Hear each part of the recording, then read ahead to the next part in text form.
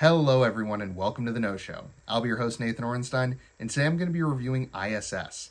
I.S.S. is written by Nick Shafir, directed by Gabriela Cowperthwaite, and stars Ariana DeBose, Chris Messina, John Gallagher Jr., Maria Mashkova, Costa, Ronin, and Pilou, Asbaek. 3 American astronauts and 3 Russian cosmonauts are working on board the International Space Station, or ISS, when nuclear war breaks out between the US and Russia back on Earth. Subsequently, the astronauts and cosmonauts each receive orders from their home nations to take control of the ISS by any means necessary. Right off the bat, I'll tell you that ISS is a perfectly passable space thriller. I think director Gabriela Cowperthwaite does a good job of developing tension throughout the movie, and the claustrophobic nature of the space station is obviously going to be a pretty interesting location for something like this.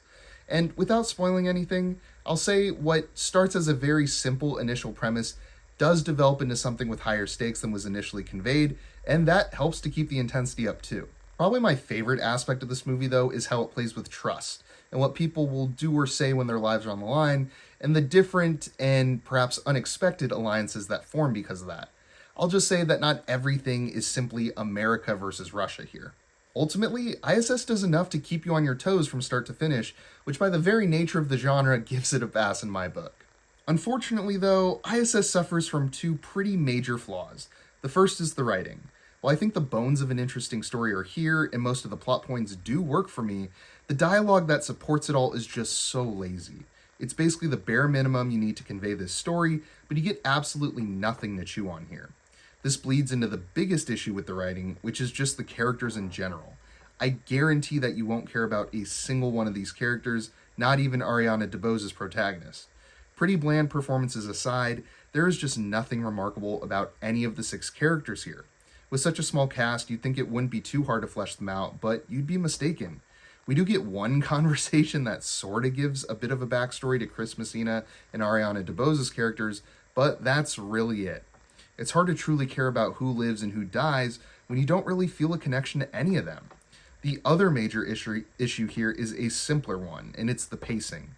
There are parts here that genuinely feel like they're moving in slow motion, and this is not at all a story that works for a slow burn. It's a bummer too, because some of the tension that's built up just kind of dissipates when scenes take so long to play out. It also feels like a missed opportunity regarding my first complaint, because there was 100% time for more dialogue and character building. While neither of these 2 major flaws ruin the movie outright, they certainly hold it back from being anything noteworthy. Like I said to start things off, I.S.S. is a perfectly passable space thriller. Its premise delivered more than I was expecting it to, and it does a good job of creating a tense atmosphere throughout.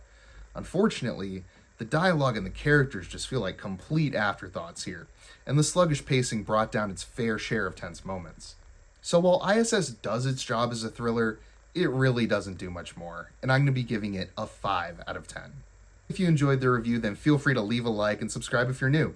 And if you've seen I.S.S. already, I'd love to hear your thoughts down in the comments below. I've been Nathan Orenstein with The No Show. Thanks for watching.